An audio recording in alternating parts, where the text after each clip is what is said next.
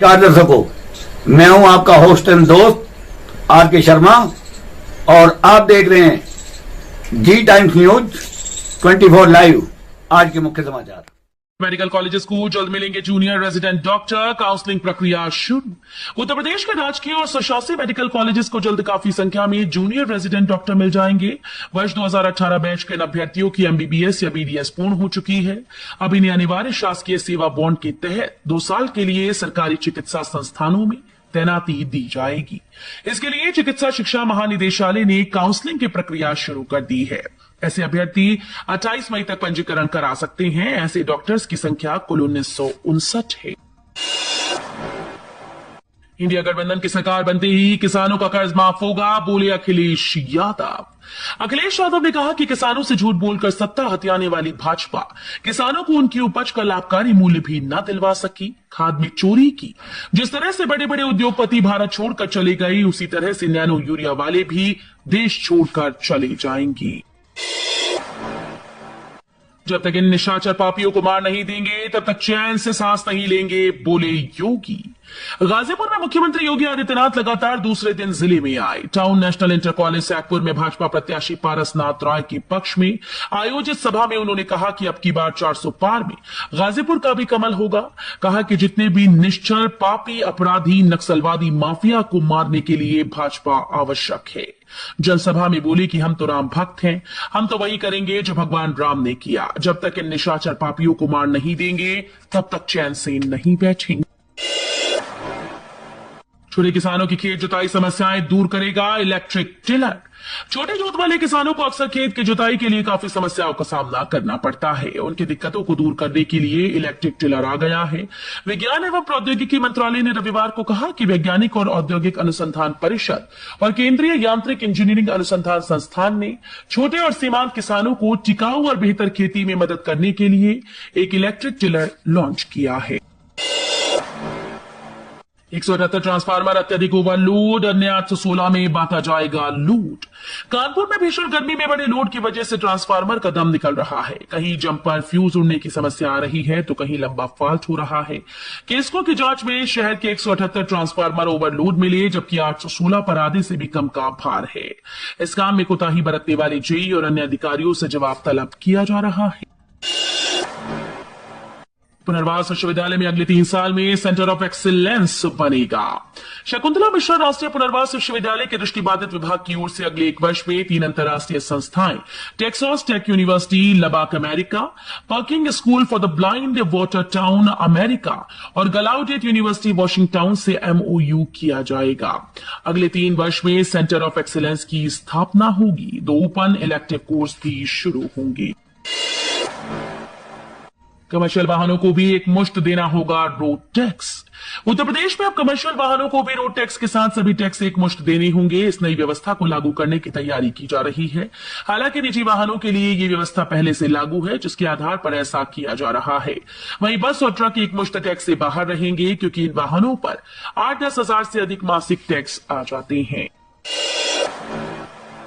4 जून आजादी का होगा बीजेपी को अंतिम विदाई, अखिलेश का दावा। उत्तर प्रदेश के पूर्व मुख्यमंत्री विधानसभा में नेता प्रतिपक्ष समाजवादी पार्टी प्रमुख अखिलेश यादव ने बड़ा दावा किया। उन्होंने कहा कि लोकसभा चुनाव 2024 में भारतीय जनता पार्टी को करारी हार मिलने वाली है। लोकसभा चुनाव में विपक्षी गठबंधन इंडिया ब्लॉक के सहयोगी के तौर पर अखिलेश यादव लगातार चुनावी मैदान में भारतीय जनता पार्टी के खिलाफ माहौल बनाने में जुटे हैं। इस क्रम में वो लगातार रैली और सभाओं में पहुंच रहे हैं। गौतम बुद्ध नगर में मतगणना को लेकर जिला प्रशासन की तैयारी पूरी। पुलिस और पैरामिलिट्री फोर्स भी रहेगी मुस्तैद।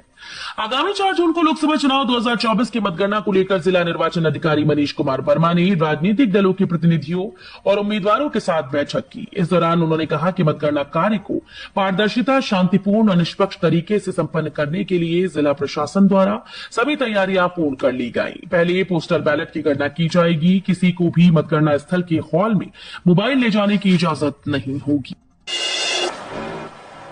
शराब के शौकीनों के लिए खुश खबरी। शराब की दुकानों पर प्रिंट रेट से अधिक पैसे लेने की शराब दुकानदारों की मनमानी पर शीघ्र ही अंकुश लग सकता है। दिल्ली की तर्ज पर बियर शराब की बोतल को बेचने और ऑनलाइन भुगतान लेने की तैयारी की जा रही है। जिला आबकारी अधिकारी सुबोध कुमार ने एक मुलाकात में बताया कि पायलट प्रोजेक्ट के तहत सर्वप्रथम बियर की दुकानों पर बोतल स्कैनर और पॉइंट ऑफ सेल मशीनें लगाने की तैयारी की जा रही है। माध्यमिक के बाद बेसिक स्कूल्स में भी समर कैंप कराने के निर्देश। 5 से 11 जून तक होगा आयोजन।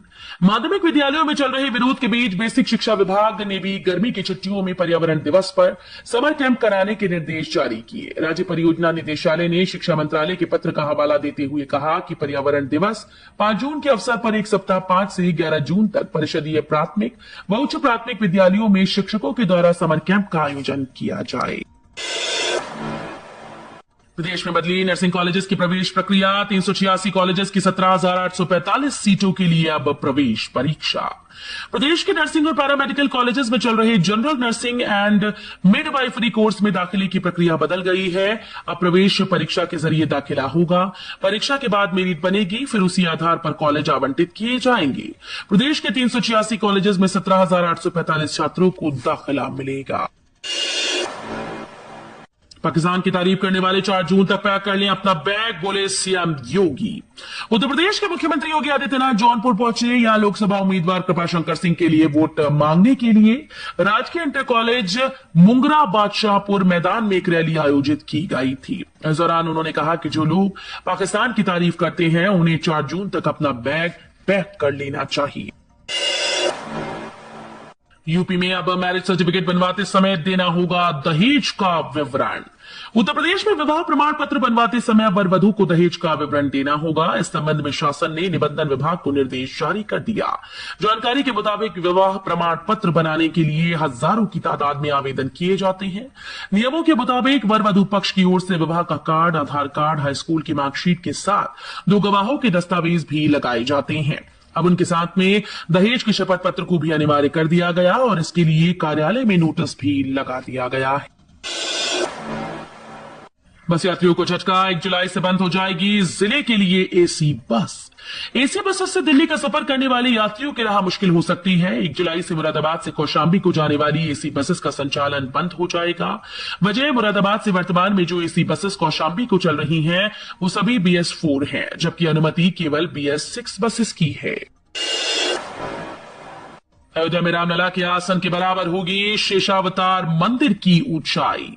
अयोध्या में श्री राम जन्मभूमि परिसर में राम मंदिर समेत जितने भी निर्माण होने हैं उस पर अंतिम निर्णय हो चुका है। इसके बाद अब निर्माण के लिए नए आइटम को नहीं जोड़ा जाएगा।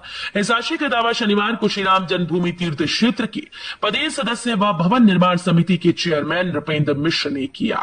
बताया गया कि यहाँ शेषावतार मंदिर समेत 14 अलग अलग मंदिरों के निर्माण के अलावा एक ऑडिटोरियम का निर्माण भी किया जाना है।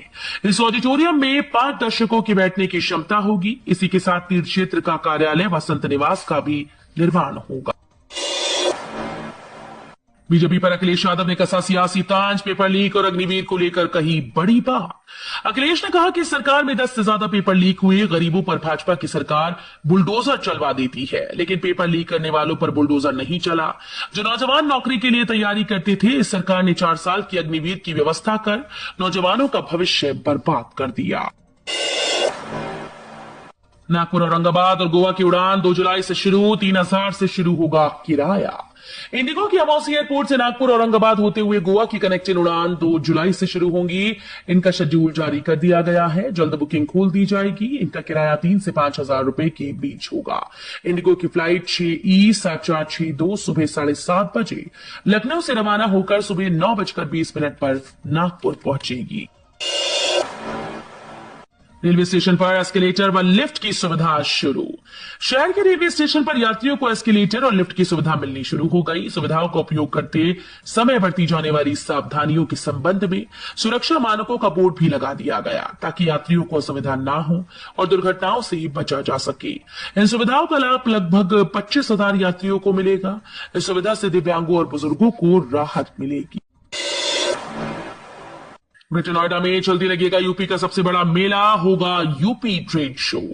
ग्रेटर नोएडा, नोएडा और दिल्ली एनसीआर में रहने वालों के लिए खुशखबरी सामने आई है। खुशखबरी ये है कि ग्रेटर नोएडा शहर में जल्दी उत्तर प्रदेश का सबसे बड़ा मेला यूपी ट्रेड शो लगने वाला है। ग्रेटर नोएडा के एक्सपो मार्ट में यूपी ट्रेड शो दूसरी बार आयोजित हो रहा है। इस बार मेले का नाम यूपी ट्रेड शो पार्ट 2 रखा गया। 25 सितंबर 2024 से 29 सितंबर 2024 तक ग्रेटर नोएडा के एक्सपो मार्ट में लगने वाला सरकारी मेला उत्तर भारत का सबसे बड़ा इवेंट साबित होगा। यमुना प्राधिकरण की राया हेरिटेज सिटी में नहीं होगा प्रदूषण। यमुना एक्सप्रेसवे औद्योगिक विकास प्राधिकरण क्षेत्र में विकसित होने वाली राया हेरिटेज सिटी कई तरह की आधुनिक सुख सुविधाओं से सुसज्जित होगी। यहां इलेक्ट्रिक बसेस दौड़ेंगी। इसके लिए सिटी में 14 एकड़ में इलेक्ट्रिक बसेस का डिपो बनेगा।